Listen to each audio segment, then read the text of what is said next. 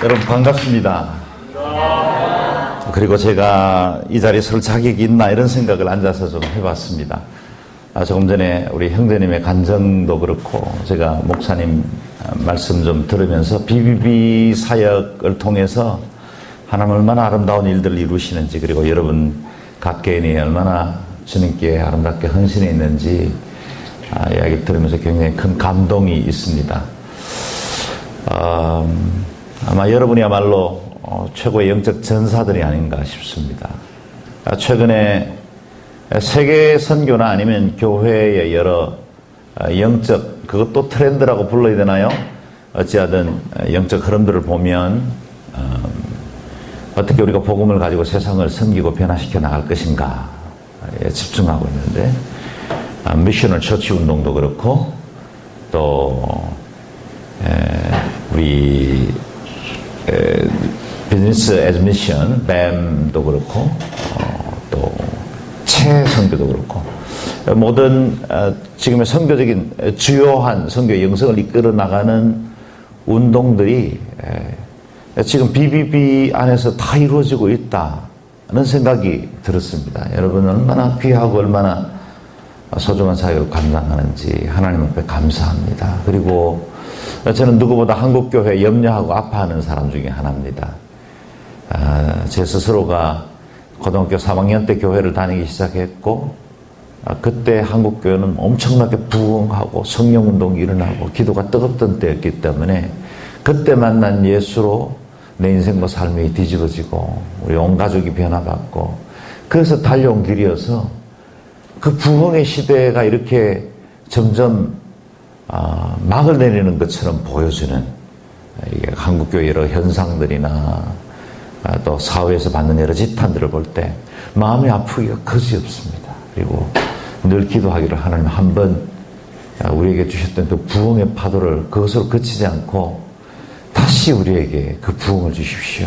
아멘. 정말 거룩한 하나님의 사람들이 군대를 이루어 일어나는 그런 역사들이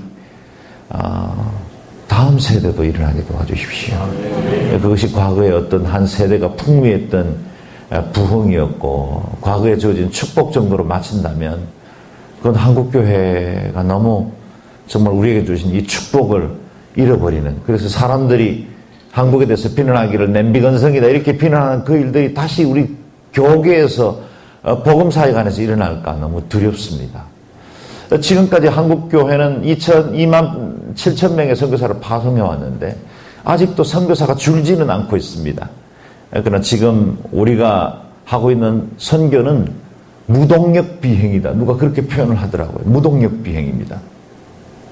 과거의 부흥시대 때 일어났던 그 영적인 엄청난 에너지가 지금도 우리를 이렇게 날아갈 수 있도록 힘을 줍니다. 이전에 헌신했던 사람들이 또 헌신하기도 하고, 또 어떻게 보면 한국교회에는 정말 가장 끔찍하고 가장 힘든 시간들을 믿음으로 인내하고 이겨내왔던 우리 선배들이 집문서 맡겨가면서 교회 건축 위해서 헌금하고 복음 전파하기 위해서 자기 시간 쪼개서 시간에 11조 드리고 이러던 헌신들이 여기까지 와서 한국교회를 성장시켰는데, 그 성장의 주역이 되었던 분들이 지금 또 시니어 미션으로 또 선교사로 헌신을 합니다.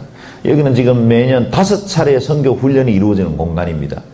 그 가운데 장기 선교사가 2번, 단기 선교사가 1번, 그리고 또 FA라는 젊은이들 동원하는 선교 훈련들, 물론 또 선교사들을 재교육시키는 홈톰이라는 훈련 과정까지 이렇게 진행됩니다. 이 훈련들을 보면 새롭게 헌신하는 선교사들의 퍼센트가 점점 나이 많은 사람들로 채워지고 있습니다. 젊은이들의 헌신이 많지를 않고 평균 연령이 49세, 48세 그렇게 됩니다. 헌신한 분들이 또 헌신한 것만으로도 너무 감사하고 귀하지만, 그러나 복음이 다음 세대에 전달되지 않고 있다는 것이 이렇게 선교 헌신을 통해서, 헌신되는 연령들을 통해서 뚜렷하게 드러나고 있기 때문에 아주 저희 마음이 너무 어렵고, 결국은 지금의 무동력병이 얼마까지 우리가 오랫동안 날아갈 수 있을까 생각해 보면 머지않아 우리 한국교회의 선교가 무너지는 것 아닌가, 그런 두려움을 갖고 있는 사람 중에 하나입니다. 그래서 할 수만 있다면 하나님, 우리 안에 있는 이 새로운 젊은 자원들이 선교사로 헌신하고 선교로 세워지게 도와주십시오. 이것이 타문화권 선교이든 여러분과 같이 직장에서 땅끝 선교를 감당하는 분이든 이와 같은 선교의 일꾼들이 계속해서 일어날 때만 한국교회는 존재할 수 있습니다. FF 브룬너가 말하는 것처럼 불이 탈 때만 존재하는 것처럼 교회는 선교할 때만 존재합니다. 선교 없는 교회, 선교 없는 복음은 지금까지 존재한 적이 없기 때문에 어느 누군가의 헌신과 그 불이 있지 않으면 하나님 나라는 확정되지 않습니다. 그러고 보면 여러분 한 분 한 분이 얼마나 귀중한 분들인지 정말 제 가슴이 뜨거워집니다. 저는 그냥 이 자리에서 강의 마치고 내려가도 좋을 것 같아요. 그럴 만큼 여러분 고맙습니다. 그리고 여러분의 헌신, 여러분 다름질하는 일들 멈추지 않기를 바랍니다. 우리 최 목사님이 조금 전에 이렇게 PPT 나온 자료 한두 개를 보여주셨는데 거기에 이렇게 어느 분이 누구를 제자 삼고 그분이 또 직장에서 전도해서 제자 삼고 그 도표 몇 가지를 보여주시더라고요. 이게 우리가 추구하는 겁니다. 지금 한국교회에 정말 필요한 일이 이 일입니다. 일터 복음화 그리고 일터 교회의 역사들이 BBB를 통해서 더더욱 성장할 수 있기를 바랍니다. 더구나 여러분은 CCC보다 한 학점 높지 않습니까? 여러분 정말 기대합니다. 여러분들 통해서 오늘 사도행전 1장 6절 말씀인데요.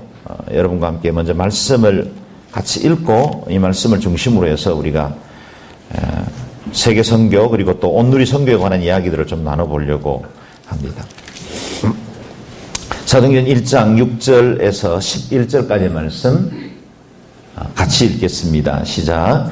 그들이 모였을 때에 예수께 여쭈어 이르되 주께서 이스라엘 나라를 회복하심이 이때니까 하니 이르시되 때와 시기는 아버지께서 자기의 권한에 두셨으니 너희가 알 바 아니요 오직 성령이 너희에게 임하시면 너희가 권능을 받고 예루살렘과 온 유대와 사마리아와 땅끝까지 이르러 내 증인이 되리라 하시니라. 이 말씀을 마치시고 그들이 보는데 올리워져 가시니 구름이 그를 가리어 보이지 않게 하더라.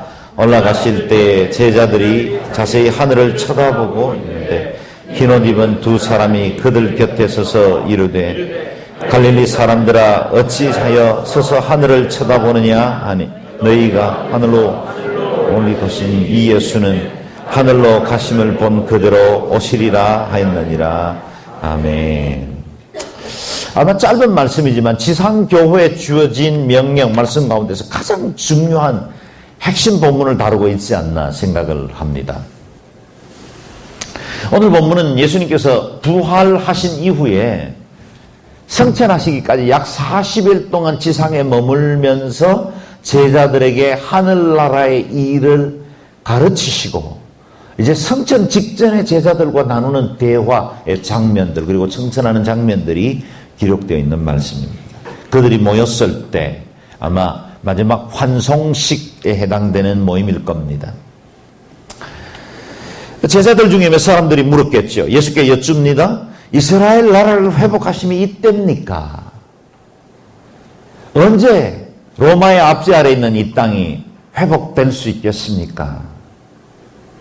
그랬더니 주님 말씀하시기를 때와 기한은 너희의 알 것이 아니요. 때와 기한은 너희의 알 것이 아니요. 주님께서 그렇게 말씀하셨다면 우리가 붙들고 관심 가져야 할 일과 또 하나님께 속한 일이 따로 있다는 사실을 의미하지 않겠습니까? 때와 기한. 그것은 과거의 시간이건 미래의 시간이건 지금 그것은 우리의 손에 있지 않습니다. 우리의 시간들이 아니죠. 그것은 하나님께 속한 시간입니다. 그래서 주님이 때와 기한은 너희가 알 바 아니다 라고 하는 말씀을 영어로 표현한다면 That's not your business. 그것이 너의 비즈니스가 아니다. 네가 관심 가질 일이 아니다. 너의 주무가 아니다. 그것은 너에게 속한 일이 아니다. 그렇다면 너에게 속한 일이 있다? 무엇일까요? 오직 성령이 너희에게 임하시면 너희가 권능을 받을 것이다. 그 권능을 받으면 예루살렘으로부터 시작해서 이웃과 또 다른 문화권을 지나서 땅 끝까지 이르러 복음이 전파될 것이다. That's not your business. 여러분, 우리가 추구하는 이 일들이 잘못이겠습니까? 우리의 직장 생활이나 우리의 결혼 문제나 우리의 자녀들 문제, 우리가 지금 고민하고 있는 은퇴 이후의 일들에 대해서 우리가 마음에 염려를 하고 때로는 그 일을 준비하는 것이 무엇이 잘못이겠습니까? 주님 그것을 잘못이라고 말하시지 않습니다. 그러나 분명한 건 우리가 좀 더 하나님 앞에 집중해야 할 어떤 사명적 자리가 있다는 겁니다. 여러분, 마틴 루터 이후에 종교개혁자들은 직업 소명설이라는 말로 우리가 지금 하고 있는 이 모든 일은 하나님의 부름을 받았고 그곳에서 하나님의 뜻을 이루어야 한다는 사실을 잘 가르쳐 주었습니다. 이전에는 성직이 따로 있고 또 성도들이 일상생활 중에 자신의 필요를 따라서 행하는 직업이 따로 있다고 구분된 때가 있었죠. 그것은 이제는 더 이상 경계가 존재하지 않습니다. 왜냐하면 모두에게 내가 서 있는 곳곳이 부르심 받은 자리이기 때문이죠.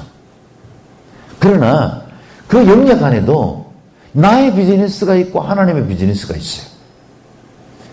내가 붙들고 내가 이 문제를 해결해야 될 일들도 있고 또 하나님이 이 문제를 붙들고 주님이 직접 당신의 뜻을 따라서 해결해 나가시는 일들도 있습니다. 영적 지혜란 그 일들을 잘 분별하는 일이겠죠. 오늘 본문은 말씀하십니다. 땅에 있는 여러 일들이 마땅히 우리에게 주어진 소명이기도 하지만 동시에 우리가 끝까지 붙들어야 하는 사명도 있다는 거예요. 그것을 선교다. 선교는 소명이라기보다는 사명입니다. 특정한 일을 위해서 특정 사람들을 부르는 것을 소명이라고 부른다면 사명은 우리 모든 사람들에게 부여해 주신 마땅한 임무, 그것을 미션이라고 부르죠. 그것은 선택의 여지가 있는 것이 아닙니다. 해도 되고 안 해도 좋은 것이 아닙니다. 그것은 누구나 해야 되는 것이고 마땅히 해야 하는 것입니다. 때와 기한은 언제나 우리의 관심이죠. 우리는 많은 경우에 적절한 때, 적절한 기한이 있기를 바랍니다. 고난 중에 있는 사람들은 언제 이 때, 이 고난의 시간이 끝날지에 대해서 관심이 많습니다. 광야에 있는 40년 이스라엘의 백성들에게는 그날그날의 고통 또 광야의 시간들도 힘들었겠지만 그 무엇보다 언제 이 고통이 끝나고 그 다음 우리에게 약속된 그 땅이 주어질 것인가, 아마 그게 그들에게는 가장 힘든 시간들이었지 않았겠나 싶습니다. 만약에 한 달만 네가 견디면 너의 모든 문제가 해결될 것이고 너의 인생에 새로운 은혜의 광명이 비칠 거다, 그렇게 만약에 우리가 말씀 들을 수 있다면 우리가 지금 한 달 아무리 힘들어도 견딜 수 있겠죠. 군대 다녀오신 형제님들은 가스실 경험했을 겁니다. 훈련 중에 정말 고통스럽고 힘든 시간들인데 방독면 벗고 거기 서 있는 동안에 군가를 시킬 때 눈물과 콧물이 쏟아져 나오면서 거기서 견뎌야 하는 시간 고통스럽죠. 그러나 이쪽 문이 지금 닫혔지만 이제 나갈 저쪽 문이 곧 열릴 거라는 믿음이 있기 때문에 견딜 수 있는 거예요. 사람들은 다 때에 대해서 관심이 많습니다. 제가 LA에서 6년간 목회를 하게 됐어요. 스리랑카에서 7년간 선교사로 사역을 하다가 교회로부터 안식년을 허락받고 LA에 있는 플러시나 교회에서 선교학을 공부하기 위해서 10개월 일정으로 안식년 기간 동안에 갔던 거기에서 교회의 부름을 받고 그곳에서 로스앤젤레스 온누리교회, 나중에는 산타모니카 온누리교회, 두 개의 교회를, 이민교회를 개척하게 되었습니다. 이민교회는 여러분 아시는 대로 굉장히 어렵습니다. 우리 중에도 이민 생활을 해보신 분들이 있겠지만 코끼리도 두 발 든다는 게 이민 목회거든요. 이 초보 조련사가 코끼리 발을 들려고 아무리 해도 안 돼서 막 애를 쓰고 있는데 선배가 와가지고 코끼리 귀에 한마디 이야기했더니 코끼리가 두 발을 번쩍 들더라는 거예요. 선배님 도대체 뭐라고 말씀하셨습니까? 넌 내 말 안 들으면 이민 목회 시켜? 제가 그런 이민 목회를 6년간 했다니까요. 근데 그 이민 목회를 하는 동안에 제가 이민 목회의 역동들을 보게 됐어요. 이민자들의 삶은 밖에 나가면 다 마이너리티입니다. 소수민족인데다가 이곳에서는 남들에게 자랑할 만한 학교의 배경도 있고 사회적인 신분도 있고 직장 생활도 아주 제대로 해오던 분들이 이민자로 가면 세탁소 하거나 그로스리 하거나 드라이버 하거나 다 삶이 어렵거든요. 그러니까 그 자신의 무너져 있는 자존감을 교회에 와서 채우려고 하는 거예요. 그러니까 교회에서 무시당하면 견딜 수 없는 거예요. 그래서 무슨 조금 어려운 일이 있거나 아니면 임직자 선거에서 떨어지면 그냥 몇 명이 나가서 또 하나 교회를 개척해서 또 유감스럽게 LA에는 목회자들이 엄청 많아요. 약 한 3,400명 정도의 목회자가 있다는데 목회하는 사람은 1,600명 정도밖에 되지 않습니다. 절반 미만의 사람이 목회를 해요. 나머지 사람들은요, 대부분 비교적 이민교회 중에 대형 교회의 3분의 2선에 다른 대부분 사람들이 좀 편하게 옷을 입고 있는데 그래도 양복 하나라도 걸치고 앉아있는 사람 대부분 목사입니다.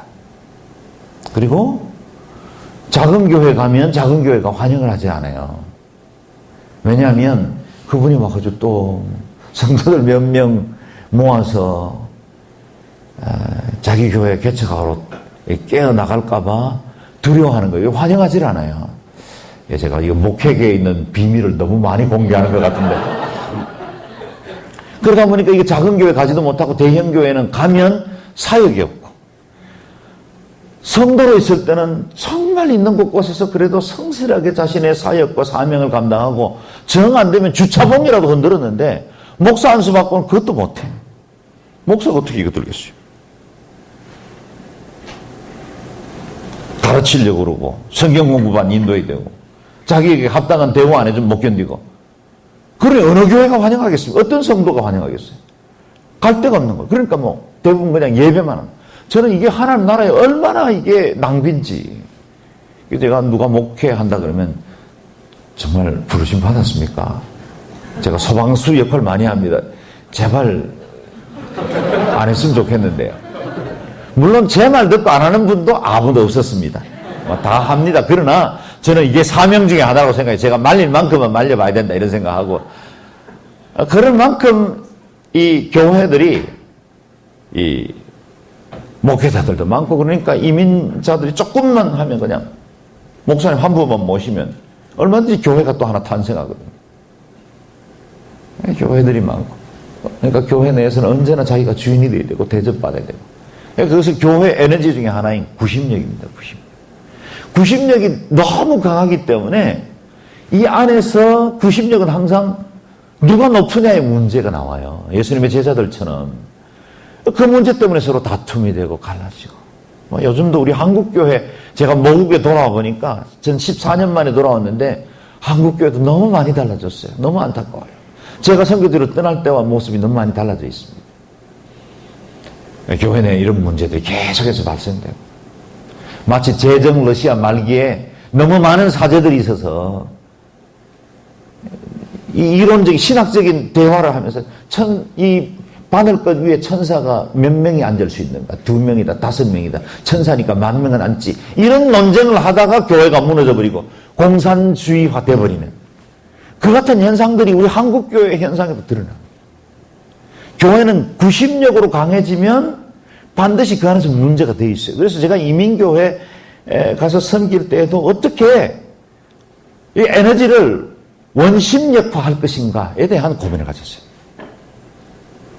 그래서 에너지가 밖으로 뻗어나가지 않으면 교회 내에서는 문제가 해결되지 않거든요. 그래서 제가 우리 성도들 데리고 한 2시간 반 정도 밑으로 내려가면 멕시코가 만나거든요. 그래서 멕시코로 아우리치 다니고 성도들 파송해주고 또 우리 성도들 데리고 또 이 UCLA 대학 또 산타모니카 칼리지가 있는 그곳에 가가지고 또 새로운 교회를 하나 개척해서 산타모니카 온누리교회가 됐어요.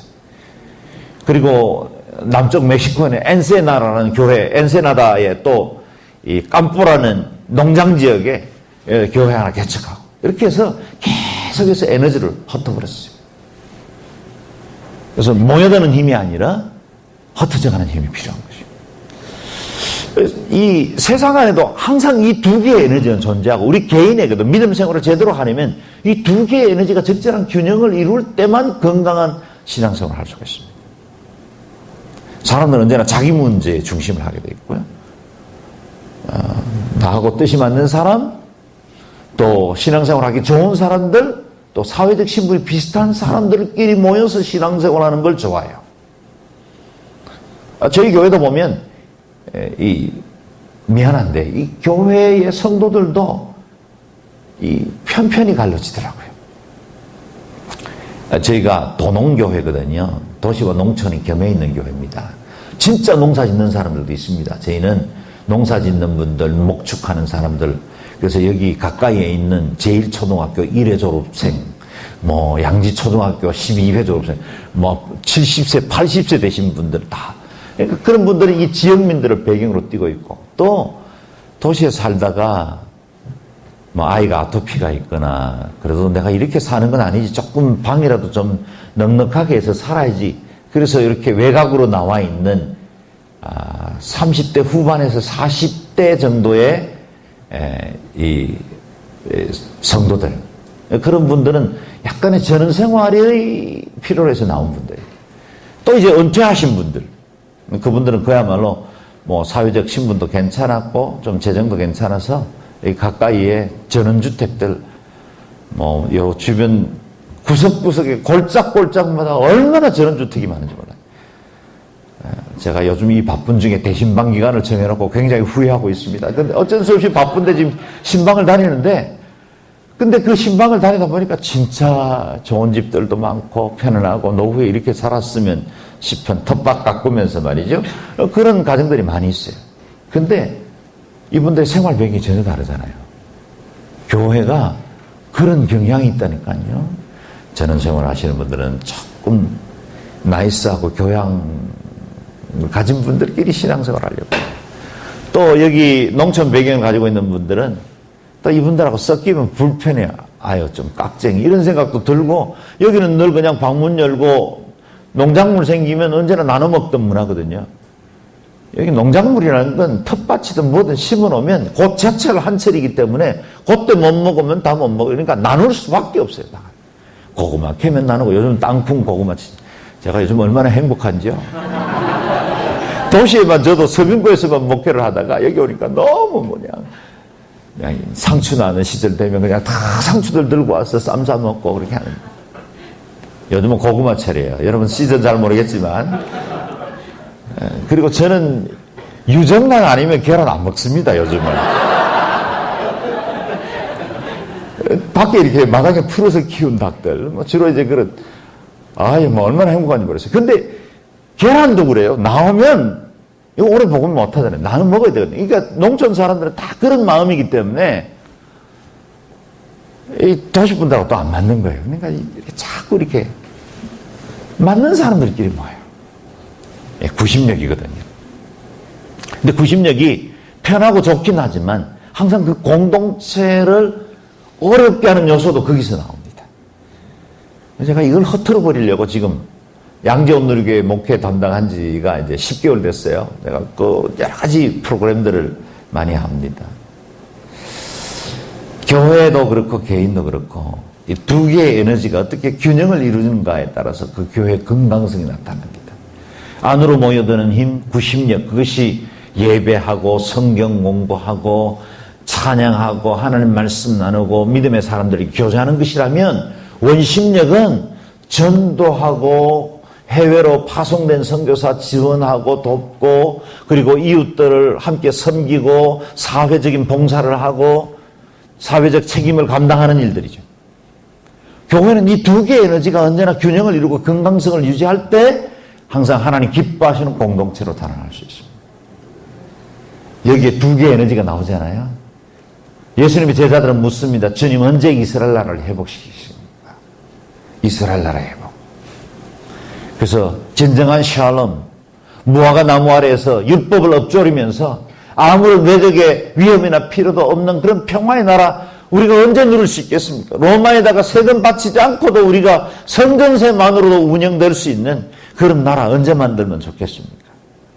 근데 주님이 이 이스라엘에게는, 이 제자들에게는 너무나 중요하고 실제적인 문제인데도 불구하고 That's not your business. 오히려 너희가 구해야 할 것들이 있다. 너희는 성령으로 말미암아 땅끝까지 증인이 되어야 한다. 정인 공동체로의 부름이죠.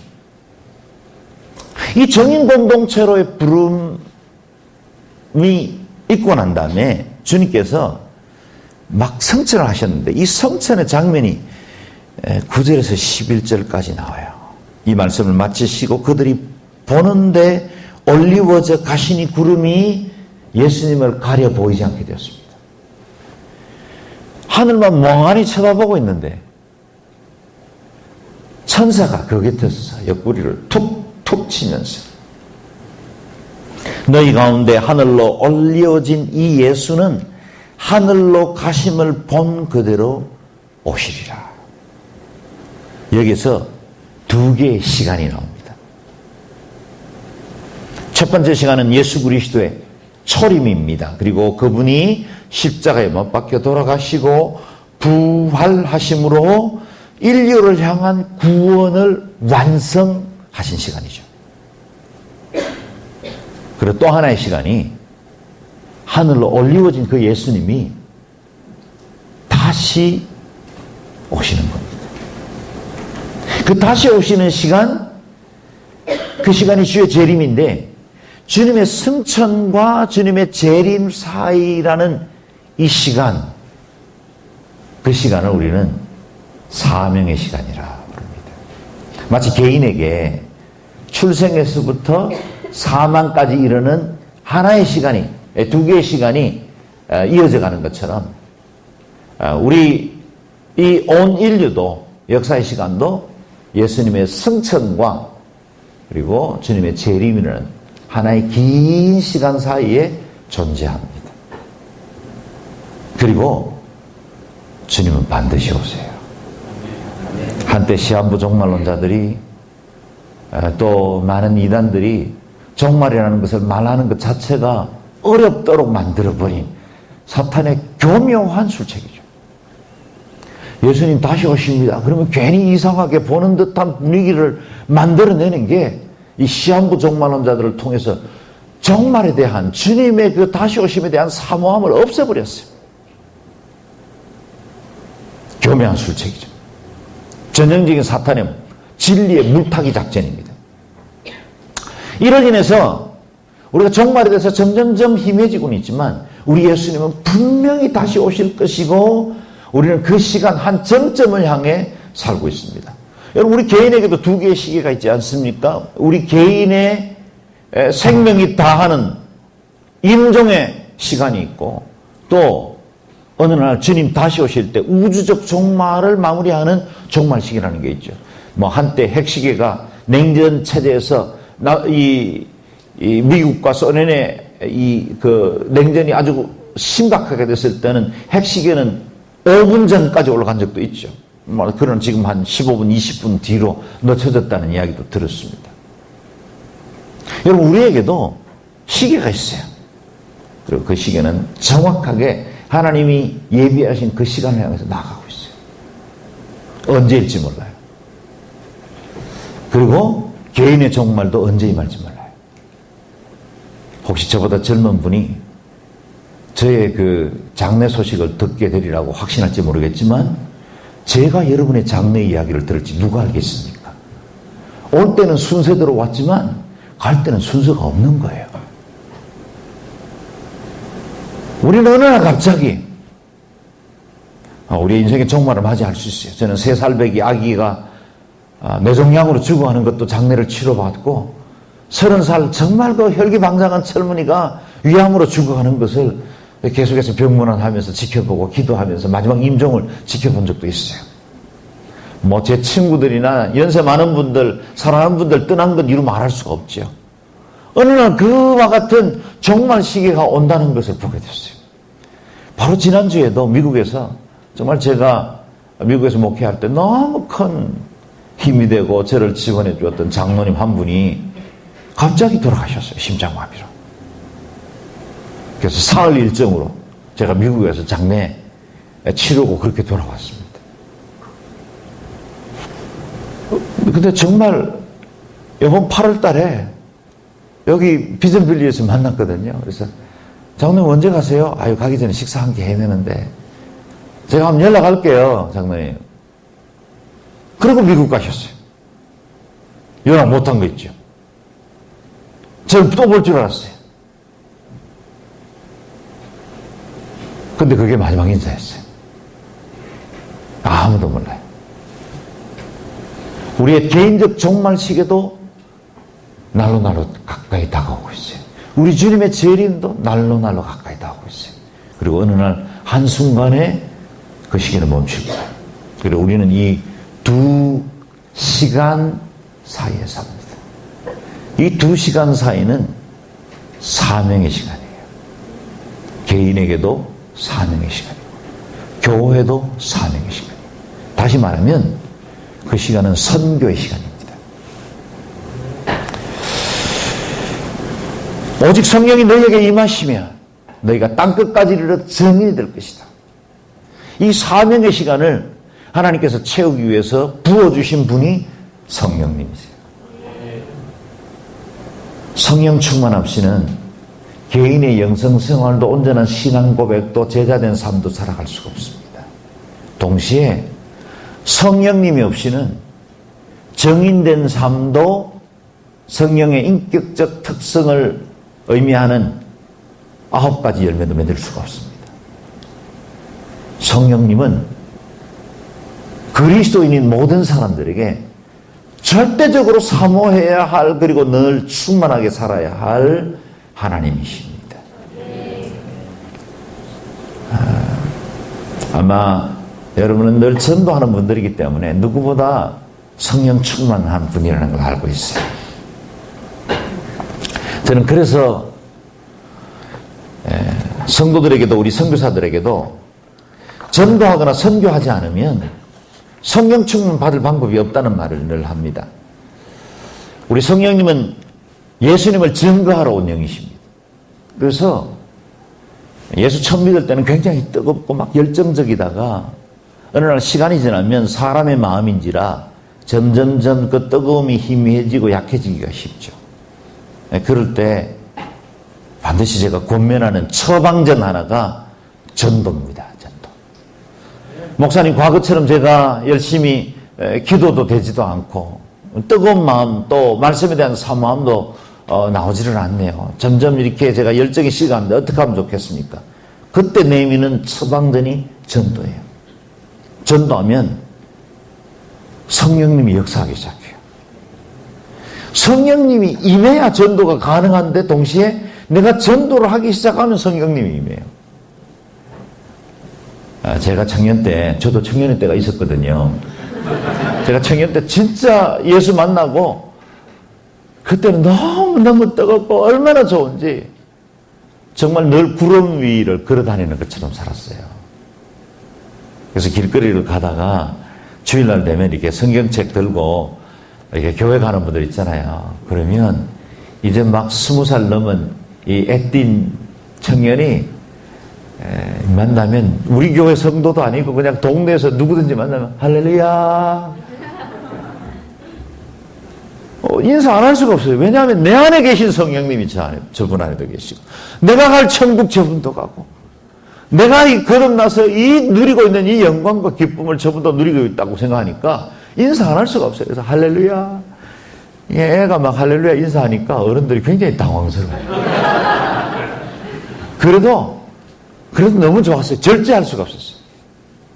늘 대학에 다닐 때도 수업 마치고 오면 집에 먼저 가지 않고 늘 교회를 먼저 들렸어요. 저녁에 도서관 갔다가 밤 9시, 10시 이렇게 돼서 교회 가도 저와 함께 기도하던 청년들이 늘 대여명은 나와 있었어요. 저희 대구에서 신앙생활하는 그 교회에 기도굴이 하나 있었어요. 지하실에. 기도굴에 이렇게 원래는 굴이 아니라 환기구로 만들어 놓은 건데 저희가 그걸 기도굴로 만들었죠. 밑에다가 장판 깔고 방석 들고 거기 들어가기만 하면 기도 가능하죠. 근데 이제 그 중간중간에 보가 있잖아요. 콘크리트 보. 깜깜한 밤에 전등을 1개 정도만 짠히 켜놨는데 이제 방석을 들고 그 기도굴로 들어가다 보면 거의 일주일에 한 번 정도는 정말 주님의 빛나는 광명을 봐요. 왜냐하면 보에 부딪히니까. 부딪힐 때 정말 그 불이 번쩍하는데 그래도 감사한 거 있죠. 할렐루야. 할렐루야. 그때 진짜 그때만큼 순수하고 뜨겁게 주님 사랑한 적이 없었던 것 같아요. 그래서 그 안에서 기도하면 그 굴에서 몇 명이 왕왕왕 기도하면서 막 뜨겁게 기도하고 서로를 위해서 방언 통변해주고 또 예언하고 조금 위험하긴 했어요, 저희가. 근데 청년부 수련회 가서 한 번 수련을 갔는데 그때 주님이 막 강력하게 역사했는데 거의 다 방언을 받은 거예요. 근데 이 방언이 다는 아니에요. 미리 말씀드립니다. 근데 이 방언을 받았는데 방언 받지 못한 친구들 한 2명이 수련회 끝나고도 그냥 방언 받지 못하고 나왔어요. 그래서 우리끼리 모여가지고 매일매일 그냥 방언 받을 때까지 막 어깨를 때리면서 안 받으면 아파서 안 돼. 우리끼리 막 안수기도 하고 사실 위험해요. 제가 다시 말씀드립니다. 위험하지만 그렇게 해서라도 진짜 뜨겁게 사랑하고 또 그렇게 뜨겁게 주를 사랑했기 때문에 전도하지 않을 수가 없었어요. 그래서 늘 전도지 들고 그때는 이제 주로 사형리하고 다리예화 그리고 하나님의 선물인 영생 3가지를 썼습니다. 그래서 시간이 좀 있는 사람들에게는 다리예화, 시간이 없는 사람들에게는 하나님의 선물인 영생 그리고 또 사형리 그리고 더 없는 사람은 전도지. 그래서 제가 그 학교 가방에 전도지하고 이런 전도 책자들을 늘 들고 다녔어요. 제가 여러분 보면 딱 제가 너무 막 좋은 거예요. 이렇게 전도 열심히 하는 분들 보면 너무 기뻐요. 제가 한 번은 대구에는 자갈마당이 있습니다. 서울에는 청량리 588이 있고요. 뭐 하는 데인지 모르시는 분들은 정말 훌륭하신 분들이에요.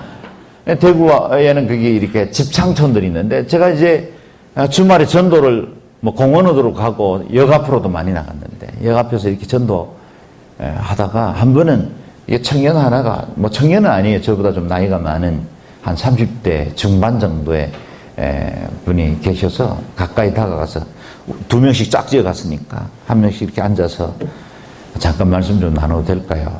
그랬더니 막 딱 보는데 벌써 눈빛이 험상궂어요.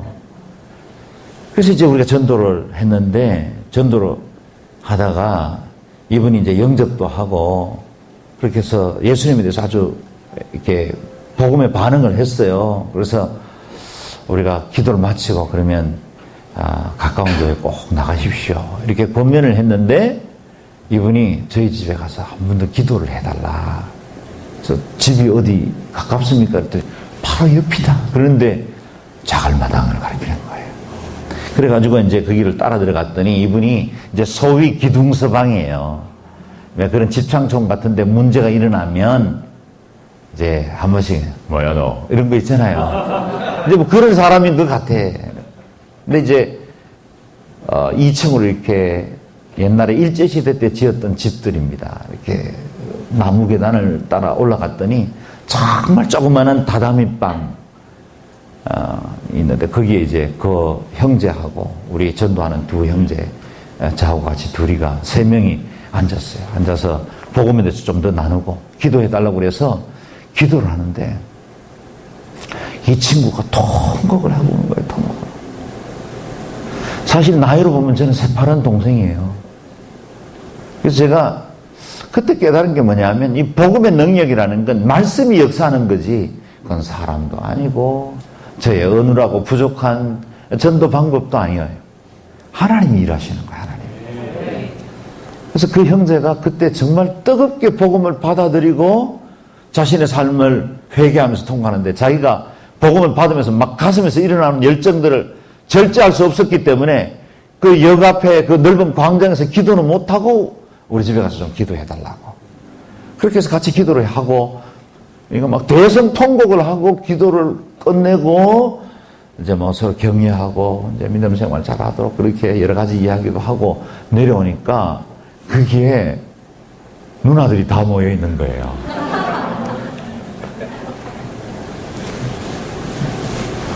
뭐 제가 그 이후로는 다시는 그 방에 가지 않았습니다. 믿어주세요. 제가 그런 식 외에는 안 갔어요. 전도 외에는.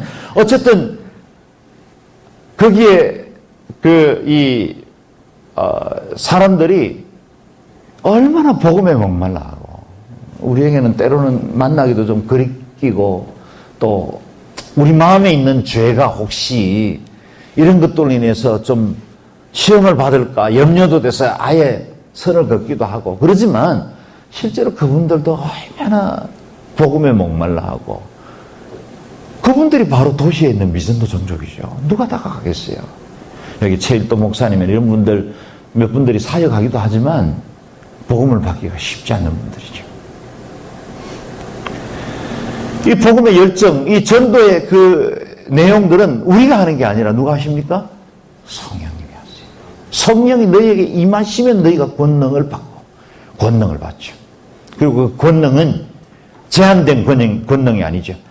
마가복음 16장에 등장하는 믿는 자들에게는 이런 표적이 따르리니 거기 그 표적들은 목사나 특별한 은사를 가진 사람들에게 주어지는 것이 아니라 믿는 자들에게 따르는 표적이고 거기 나타나는 표적들의 공통점을 보면 모두 다 전도의 상황에서 일어나는 거예요.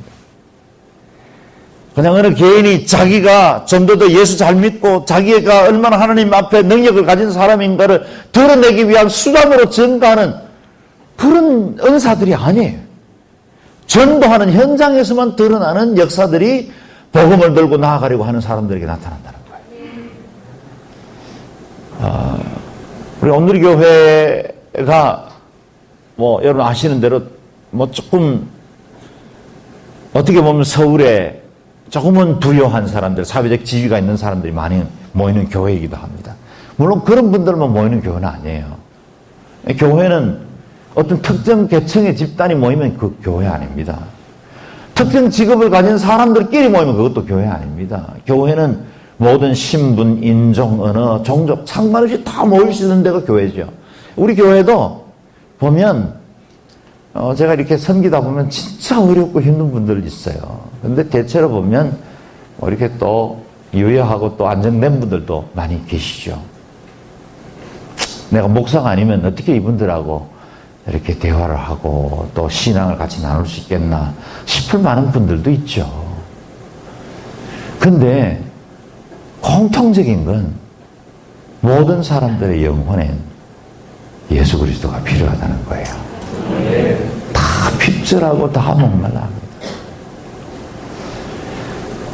때때로는 나보다 높은 직장의 지위를 가지고 있는 사람이거나 또 나보다 모든 환경이 더 잘되고 편안한 사람들에게 복음 전하는 건 좀 거려껴지는 것이 우리에게는 사실이죠. 어떤 사람이 실직을 하거나 심한 병에 들면 우리는 쉽게 가서 복음을 전합니다. 사실 저도 스리랑카에서 선교할 때 가장 쉽게 접근할 수 있는 곳이 빈민가였어요. 복음의 수용성이 높거든요. 그리고 싱할리족과 타밀족이 끊임없이 내전을 하고 있었고 LTT라는 세계 10대 이 테러 집단이 그곳에 있었기 때문에 백성들의 마음이 다 가난해 있고 북쪽에 있는 타밀인들이나 또 이것을 인해서 어려워진 싱할리인들이 같이 모여 사는 지역에 가면 복음의 수용성이 굉장히 높습니다. 그래서 저도 초기의 사역들을 다 그런 분들을 대상으로 했어요. 그러나 복음이 어찌 그런 사람들에게만 필요하겠습니까? 나보다 더 모든 면에서 더 뛰어난 것처럼 보여지고 내가 볼 때는 아무런 염려도 없는 것처럼 보여지는 사람들도 들어가 보면 문제 없는 사람이 없고 특히나 이 영적인 문제 앞에서는 어느 누구나 목말라하지 않는 사람이 없습니다. 제가 신방을 이렇게 다녀보면 이렇게 전원주택 우리가 성도들 중에도 진짜 좋은 집들이 여러 집이 계세요. 근데 이렇게 신방 하면서 깨달은 거는 이 가난한 이 농촌 배경을 가지고 있는 사람들이 늘 그냥 돈 걱정하고 노후 걱정하면서 차 몰고 지나가다가 아유 저런 집에 사는 사람들은 걱정도 없을 거야 그렇게 생각하기 쉽겠지만 천마리네이션 그야말로 그분들 더 큰 걱정 더 많은 아픔이 있어요. 그래서 제가 이렇게 신방을 해보면요 오히려 이렇게 농촌에 계시던 분들은 그냥 자연스럽게 신방을 받는데 조금 있는 분들은 가면요 신방이 절박해요.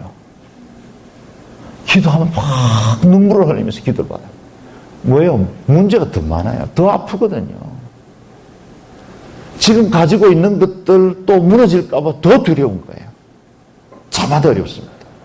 복음이 필요하지 않은 사람은 아무도 없다. 그래서 복음에 대해서는 언제나 이 세 가지 중요한 팩트가 있습니다. 첫 번째, 예수 그리스도가 필요하지 않는 사람이 아무도 없다. 왜냐하면 인류는 죄인이기 때문에 인류는 영적으로 그리스도와 단절되어 있기 때문에 누구에게나 복음이 필요하다. 그래서 그것이 일본 선교이건 저기 잘 살고 있는 영국이나 프랑스의 선교이건 어디나 모든 사람에게는 복음이 필요하다. 두 번째, 주님께서 이 복음이 필요한 사람들을 위해서 구원의 길을 주셨다는 사실이에요. 예수 그리스도께서 이 땅에 속죄물로 오셨습니다. 인자에 온 것은 섬김을 받으려 함이 아니라 도리어 섬기려 하고 자기 목숨을 많은 사람의 대속물로 주려 합니다. 이미 대속물이 임했어요. 천하 인간의 구원을 얻을 만한 다른 이름을 우리에게 주신 일이 없습니다. 아들이 있는 자에게는 생명이 있고 하나님의 아들이 없는 자에게는 생명이 없습니다. 누구든지 주의 이름을 부르는 자는 구원을 얻으리라. 구원의 이름이 이미 주어졌어요. 주님이 구원을 주셨어요. 그리고 마지막 세 번째 중요한데요. 하나님은 그 구원의 복음을 믿는 자들을 통해서 전파하신다. 하나님이 그 전지전능하신 분이 직접 좀 선교 좀 하시지. 제가 스리랑카에 선교사로 갔더니 뭐 싱할리아 이 막 동그라미 뭐 꼬불꼬불 도무지 이거 언어 배우는 것도 어렵고 말 배워가지고 조금씩 익히긴 하는데 그 즐거움도 있지만 마음껏 복음 전하고 싶지만 복음 전해지지도 않고. 그리고 저도 사도 베드로처럼 길거리 나가서 너희가 못 박아 죽인 예수가 부활하셨다 이렇게 말했더니 형제들 어찌할꼬 하고 가슴을 찢으면서 회개하고 나면 얼마나 좋겠어요. 은과 금은 내게 없거니와 내게 있는 것으로 내게 주노니 그랬더니 벌떡 일어나고 이러면 얼마나 좋겠어요. 그런 능력도 없죠. 복음의 그 파워도 없죠. 말씀 배우는 거 어렵죠. 선교사로 갔다고는 했지만 이 백성들을 사랑한다고 섬긴다고 갔는데 제 마음속에 계속해서 판단이 생기고 이렇게 사람들이 거짓말하고 이렇게 게으름이 많은가 뭐 이런 판단들 뭐 간혹씩 선교사는 부자라고 생각하니까 우리 현지인 성도들 중에 어려운 부탁들을 많이 해요. 뭐 좀 도와달라 뭐 애가 지금 공부하러 갔는데 뭐 돈이 없다 뭐 그럴 때마다 참 마음이 어렵습니다. 다 못해주지 못하는 것도 어렵고 이게 진실인가 그에 대해서 판단하고 있는 나도 어렵고 그래서 하나님 앞에 어떤 때는 하나님 당신이 좀 하시지. 선교사들끼리 때로는 갈등하고 적군은 저 바깥인데 우리끼리 싸우고 오늘 제가 천기를 너무 많이 누설하는 것 같은데 하여튼 우리 안에 있는 이 갈등 때문에 선교 열정도 제대로 불살라 보지도 못하는 뭐 자동차로 말하면 5단기어 넣고 엑셀레이터 한번 밟아보지 못한 채로 우리끼리 무너지는 선교가 얼마나 많으냐 말이에요. 하나님, 주님께는 천군도 있고 천사도 있고, 하나님 말씀 한마디로 세상을 지으신 분이신데, 그냥 싹 하면 그냥 어느 날 밤에 그냥 광명으로 확 비치고 나서 다 내게로 오라. 이렇게 한번 말씀하시면 되는데, 에코 조금만 넣어서, 그렇죠? 우리처럼 말도 안 되고 어렵기 짝이 없는 사람들 보내서 몇 년간 언어 배우고 그곳에서 사역하면서 스트럭을하고 복음 전도에도 겨우 몇 년 동안 몇 명 회심자 얻고, 하나님 왜 이런 사역하십니까, 하나님? 마치 우리는 거대한 이 성벽 앞에 5살 박이 아기처럼 말도 제대로 통하지 않고 문화의 장벽, 여러 가지 선교의 장벽들, 복음의 문을 닫고 있는 거대한 종교들, 이슬람, 힌두, 불교 이런 종교들 앞에 서 있으면 가슴이 너무 답답한 거예요. 하나님 당신이 좀 하시지. 근데 하나님은 그런 방법을 쓰지 않았어요. 하나님은 당신의 형상으로 지음받은 인간에게만은 마치 선악을 알게 하는 나무조차도 그 앞에 제시할 수 있었던 것처럼 주님이 이 구원은 그런 방법으로 전하지 않습니다. 우리 예수님께서 이 땅에 육신의 몸을 입고 오신 이유도 그거죠. 십자가에 계실 때 천군 천사를 당장이라도 동원하셔서 그 십자가에 내려와서 하나님의 그 전능하심을 보여주실 수 있는 분이 다 이루었다, 운명하실 때까지 아무런 힘도 안 쓰시잖아요. 그분이 물과 피를 다 쏟으시고 내가 목마르다 엘렐리라마 사박다니 나의 하나님 어찌 나를 버리십니까? 그렇게 절규하듯이 하나님 앞에 철저하게 버림받고 서야 주의 구원을 이루어나가는 분이지. 그래서 마치 키에르케고르의 예화처럼 왕자가 자신의 배필을 얻기 위해서 전국에 방을 내붙이면 얼마든지 더 멋지고 좋은 규수들을 만날 수 있겠지만 참된 사랑을 가진 여인을 만나기 위해서 왕자의 옷을 벗어버리고 남루한 옷을 거친 채로 전국을 배회하면서 그 가운데 참된 사랑을 얻는 한 왕자의 모습과 같죠. 우리 예수님이 능력이 없어서가 아니라, 우리 하나님께 능력이 없어서가 아니라 그분은 스스로 철저하게 낮아지심으로 성육신함으로 우리의 진정한 믿음과 사랑을 얻어내기를 원하세요. 그래서 사도 바울이 고린도전서 1장에서 전도에 미련한 것을 통해서 당신의 복음을 전하기를 기뻐하시다. 전도에 미련한 것을. 전도는 미련한 것처럼 보입니다. 우리에게는 더 멋지고 더 능력 있고 한꺼번에 뭔가 판을 뒤집을 만한 그런 역사들이 일어나기를 바랄지 모르겠지만 하나님은 한 영혼을 찾으시고 또 집을 나간 아들을 동무박에서 스승이면서 기다리는 아버지처럼 또 기다리시고 또 기다리셔서 한 영혼을 찾으시는 목자, 그리고 그 아버지의 마음, 그것으로 영혼을 찾게 하십니다. 문 밖에서 두드리게 하시죠. 인격적으로 문을 열고 그러더불어 먹고 그러더불어 마시게 하는 주님의 구원 방법입니다. 그래서 전도 없이는 복음 전해질 방법이 없습니다. 요즘 아마 선교의 가장 큰 과업은 이슬람 선교일 거예요. 세계 선교 전략 가운데 가장 남아있는 미복음화 과제. 그래서 unreached people을 넘어서 unengaged people. 남은 약 3천여 종족 그룹들 중에 대부분은 이슬람 세계에 남아있습니다. 아마존 부족의 정글에 복음이 전해지지 않았을 거란 생각을 하기가 쉽지만 그렇지 않아요. 종족은 발견되지 않는 종족 그룹이 없습니다. 제가 LA에서 목회할 때 신문에 이렇게 쪽 기사가 하나 났더라고요. 이제까지 인류학자들에게도 이게 리스트에 올라가 있지 않는 한 종족 그룹이 아마존 유역에서 발견됐다. 그래서 전혀 다른 종족 그룹 하나가 발견됐다고 보도가 나왔어요.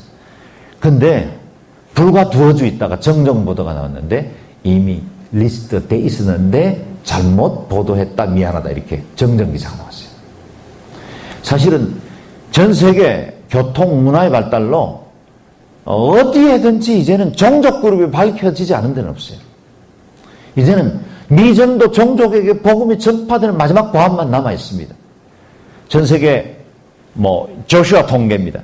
16,700여 종족 그룹이 있고 그 가운데 약 6천여 종족 그룹이 미전도 종족입니다.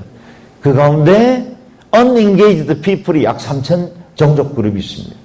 그들의 대부분이 이슬람 세계에 있죠. 이슬람 세계에는 복음이 전파될 수 없도록 사회적인 제도나 여러 가지 이슬람의 세력들이 그걸 막고 있죠.